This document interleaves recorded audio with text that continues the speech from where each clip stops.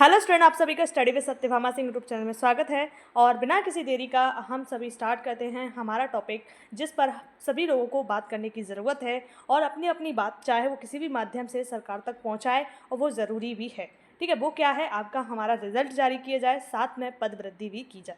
तो उसी के बारे में बात करते हैं हम लोग। आज 17 जून है और आज ही के दिन भोपाल में कई सारे स्टूडेंट जो वहाँ पर थे और जो लोग कई राज्यों से मतलब कई ज़िलों से मध्य प्रदेश के वहाँ पर गए हुए हैं, तो जो कैपेबल था वो जा सका वहाँ पर। और जो भोपाल में थे वो स्टूडेंट वहीं पर आंदोलन किए, यानी आप मुलाकात किए किससे? आपकी जो महिला एवं बाल विकास मंत्री हैं निर्मला भूरिया जी से। इनसे अब आखिरी गुहार हम लगाने गए हैं, यानी जो स्टूडेंट्स हैं वो गए हैं कि आप लोग पद वृद्धि कीजिए। जैसे कि मांग है कि 1200 प्लस पद वृद्धि होनी चाहिए और 2000 टोटल सीटें होनी चाहिए, जैसा कि बोला गया था और स्टूडेंट्स के द्वारा कि हमारे पदों में वृद्धि की जाए। और ये आपकी पिक्चर में दिख रही हैं, वो आपकी कौन है? निर्मला भूरिया जी हैं, जो हमारी मंत्री हैं। और इनसे बात करके हम लोग देखते हैं कि ये मंत्री हमारी कुछ मदद कर पाती हैं या नहीं, क्योंकि इन्हीं के हाथों में सबसे ज़्यादा पावर है कि ये जब रिकमेंडेशन दे देंगी आपके व्यापम को कि हाँ सीट बढ़ानी है, तो सीटें बढ़ जाएंगी। ठीक है, तो इनसे फाइनली मिलने जा गए हैं स्टूडेंट, और देखते हैं ये क्या जवाब देती है आपकी महिला बाल विकास मंत्री आपकी। ठीक है, और बात कर लेते हैं रिजल्ट कब तक आएगा। पदों में पहले देख लेते हैं हम पदों में वृद्धि कितनी होगी। तो पदों में वृद्धि अगर मान ली जाती है तो 1200 प्लस सीटें क्या हो जाएंगी? हमारी हो सकती हैं। ठीक है, जैसी हमारी मांग है और ज़्यादा वो बढ़ाए तो बढ़ा सकते हैं। अभी हमारी 660 सीटें हैं जिन पर भर्ती होनी है। ठीक है, अब रिजल्ट कब तक आएगा? देखो, रिज़ल्ट का जो आपका हम सुन रहे थे कि मध्य जून में आपका रिज़ल्ट आ जाएगा, और जो आपका आपने ईएसवी का कैलेंडर देखा होगा उसमें भी जून का ही रिज़ल्ट का लिखा हुआ था। अब पता नहीं है ये लोग देने वाले हैं या जुलाई में या लास्ट जून में देंगे। तो अब देखते हैं कब तक रिज़ल्ट देते हैं। अब यही है कि जून में या तो लास्ट तक आ जाएगा या फिर जुलाई स्टार्टिंग में तो आपका रिज़ल्ट आ ही जाना चाहिए। और ये सिलेक्शन आपका रुका क्यों है, यानी आपका जो रिज़ल्ट क्यों नहीं आ रहा है? तो ये इनका जो बोलना है कि रिज़ल्ट इसलिए नहीं आ रहा है कि ये लोग कुछ प्रोसेस कर रहे हैं, यानी बच्चों का किस माध्यम से, यानी जो नॉर्मलाइजेशन वाला आपने एक फॉर्मूला देखा होगा कि उसमें किस परसेंटाइल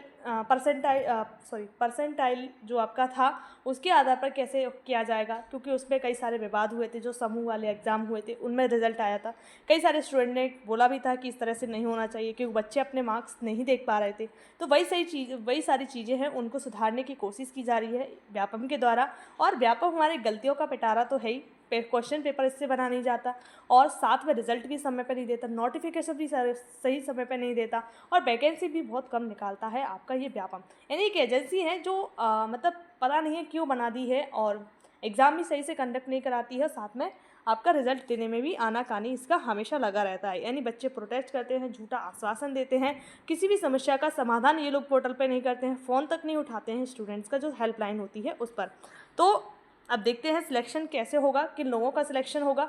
हम लोगों ने जैसा कि बात किया है, अभी जो सीटें हैं उनके आधार पर आप मान लीजिए 150 प्लस आपके मार्क्स हैं तो आपका सिलेक्शन हो सकता है। फिर भी श्योरिटी नहीं है कि आपका होगा या नहीं होगा। और जनरल का कट ऑफ तो आपको पता है 160 के अबव ही जाने वाला है, इसमें कोई दो राय नहीं है। ठीक है, ये हमने आपका पहले भी बात कर चुके हैं कि कितना जाने वाला है, सारी हम डिटेल में वीडियो बना चुके हैं, और कोई भी जो इन्फॉर्मेशन है झूठी बिल्कुल नहीं है, जो भी है आपके सामने है। और आप कई सारे यूट्यूब जो है चैनल्स पे देखे होंगे, उन्हीं से संबंधित आपकी जो इन्फॉर्मेशन जो जगह जगह से हमें मिलती है वो हम आपको देने की कोशिश करते हैं, और सारी चीज़ों को देख के ही आपको प्रोवाइड कराते हैं। तो आप लोग अच्छे से अपना अगर एग्ज़ाम की तैयारी कर रहे हो, किसी भी एग्ज़ाम की, जैसे आबकारी का आपका एग्ज़ाम जुलाई में होने वाला है, तो उसके लिए जो चीज़ें हैं वो अच्छे से रिवीजन कीजिए, और अच्छे से आपके नोट मेकिंग हो चुकी है तो उनका रिवीजन कीजिए दोबारा, और साथ में लिख के आप प्रैक्टिस कीजिए। ठीक है, तो ये ज़रूरी है। और साथ में एक डेली टेस्ट या फिर मंथली टेस्ट की जगह आप लोग वीकली टेस्ट लगाना शुरू कर दीजिए। जो लोग मंथली लगा रहे थे, अब वीक में कम से कम 2 से 3 टेस्ट आपके हो जाने चाहिए।